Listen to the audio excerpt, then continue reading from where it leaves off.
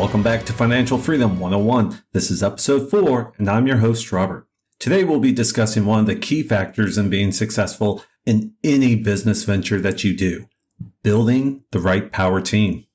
First off, let's understand what a power team is. By definition, a power team is a group of professionals who work in non-competing, related fields and have developed relationships that can mutually support each other. This would include professionals like logistics and finance or sales and marketing. Essentially, it's hiring the right partners, suppliers, and employees to run your business. Regardless of the positions that comprise your power team, it's extremely important to make sure you have the right team in place for a number of reasons. While you may have a head for business and understand how to build a business, how to run a business, how to manage the finances, the logistics, operations, etc., you can't do it all by yourself. While it may be possible for a short period, you will quickly burn yourself out and most likely give up. Additionally, do you really think that the business will run as smoothly and effectively as it should if you do it all yourself? What happens if you have a problem with a vendor and you don't get a supply that is critical to the support for your service or product? Do you allow operations to grind to a halt while you take care of the vendor issue? What about the clients that already paid and are now demanding refunds? Do you deal with them first, then go to the vendor while your operations have ceased? The point is, one minor issue can have cascading effects that will derail and ruin almost any business if you do not have the right team in place to deal with it. We've all heard the phrase, jack of all trades, master of none. But what does this really mean? Basically, this is talking about a person who has general knowledge or skills in multiple disciplines without really mastering any one of them. While this isn't a negative by any stretch of the imagination, you do not want to surround yourself by jacks of all trades. Think about it. You wouldn't hire a person that understands finance and dabbles in investing to run your investment portfolio, would you? Then why would you hire that same person with a general understanding of finance instead of an actual accountant to run your finances? In my former life, I was an infantry officer in the United States Marine Corps, and I rely heavily on that experience to guide me in my civilian life. I know how important it is to ensure you have a team in place, as there is simply just too much stuff to do for any one person. When setting up a defense, we would concentrate on the enemy's most likely course of action because we just do not have the time or resources to defend in all areas as efficiently and effectively as possible. In fact, there's an old saying that if you try to be strong in all areas, you'll be weak in all areas. I relied on my team to help evaluate the situation. I relied on my engineers to tell me how we could best use the limited materials we had to create obstacles for the enemy. I relied on my machine gunners to recommend the best fields of fire to defend against an enemy assault. And I relied on my platoon sergeant to ensure all my Marines were digging in and setting up their positions. As an officer, I had to be a jack of all trades, but I had my team of professionals in place and relied on their input to make the decisions that I had to make. It's no different in my personal business. Take, for instance, our international property business that we spoke about back in episode 1. I paid a lot of money to take property investment courses and learned everything I could about property investing. I know how to find deals. I know how to evaluate property. I can see the eventual potential in a property. I can do my due diligence and I can run the numbers on the property to ensure it's a good investment. What I cannot do, however, is physically see the property. I can't understand the subtle differences between this street versus that street. I can't oversee or conduct renovation or even manage the property once it's complete because I do not live in the UK. I live in Singapore. I'm not an engineer. I'm not a real estate agent. I'm not an accountant, but I have each of those members on my team. I listen to the experts and I take their advice and use that advice to make my decisions.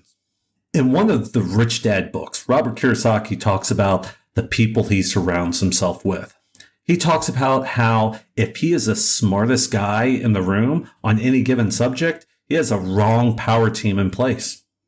This is not saying that you have to go out and spend tens of thousands of dollars hiring the best and the brightest, but simply that you need to surround yourself with experts in a particular field. As I mentioned, I can evaluate a property's potential, but it'll be that expert in engineering and construction that will tell me if my ideas are practical. They will tell me how long it will take to build and how much that build is likely to cost.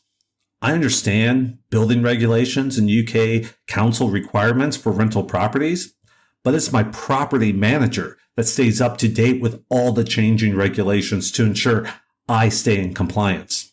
The point that I'm trying to make is that despite all of my training and knowledge that I have when it comes to property investing, I do not have the professional expertise required to actually execute a lot of the tasks. But I surround myself with those who do have that expertise.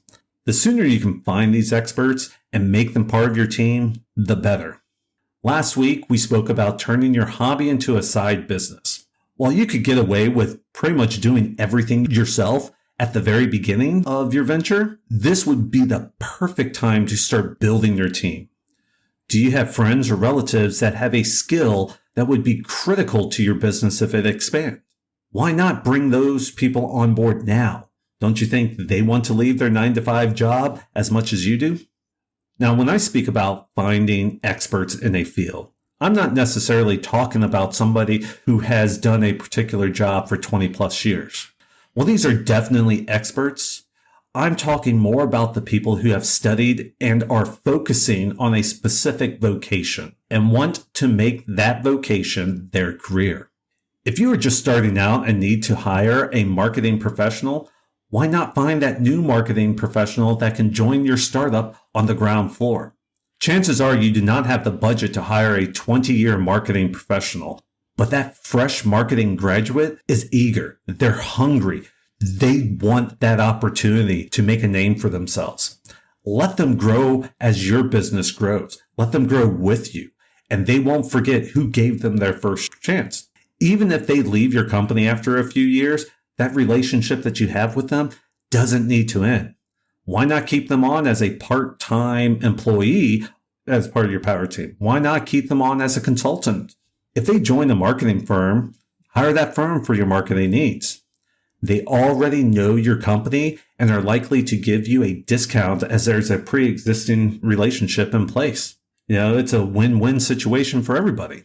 Now that you know and understand the need to build the right team, you need to understand how to do it. I spoke earlier about being a jack of all trades and how that was not a negative, and this is why. To build a team, you need to know that you have the right people in place. Just because somebody studies finance doesn't mean I want them to be my accountant. I want to make sure that they understand the tax laws. I want to make sure that they know how to make my company operate as tax efficiently as possible. I want to make sure they understand how to properly account for my assets versus my liabilities. What I'm trying to say is this. I want to make sure I do my due diligence on those individuals I am thinking about putting into my team. And the best way to do that is by having a general understanding of each functional area you are hiring for. We go into detail on how to conduct due diligence on your prospective power team members in our Wolfpack Academy courses. But at the end of the day, it's about making sure they know what they are talking about and that they are not trying to pull a fast one over on you. A great example of this happened to me when I took over my first platoon as an infantry officer. My communication Marines did not know I had a degree in electrical engineering and had previously worked as a radio repair Marine myself. They tried to explain to me why my radios were not working and that they supposedly tried everything to get them fixed. If I didn't have an understanding of how the radios work, I would not have known that they were just being lazy and didn't want to go to the field that day. The same thing happened when I was looking for sourcing agents to help me find potential investment properties in the UK.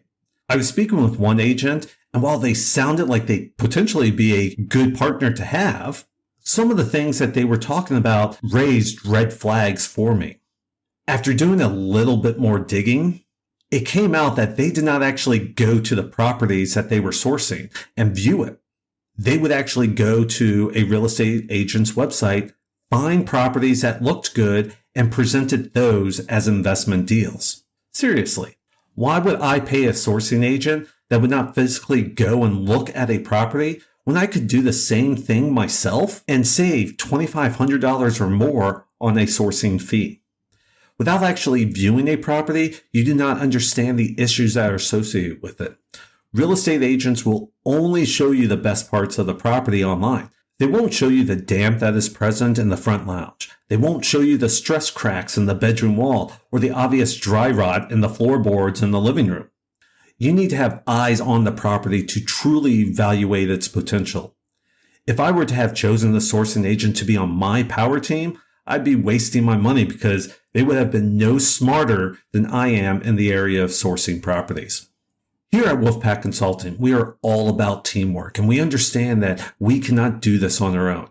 In fact, this is the reason why we named our company Wolfpack.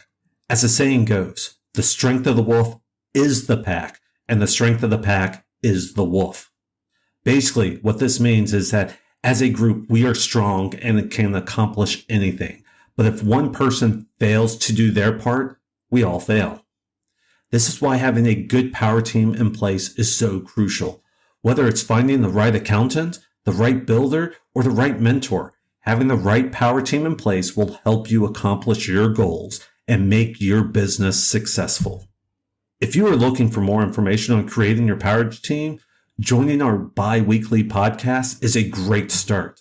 You can learn more about how you too can become part of the Wolfpack team by visiting our website and checking out our Facebook groups via the links mentioned in the show notes.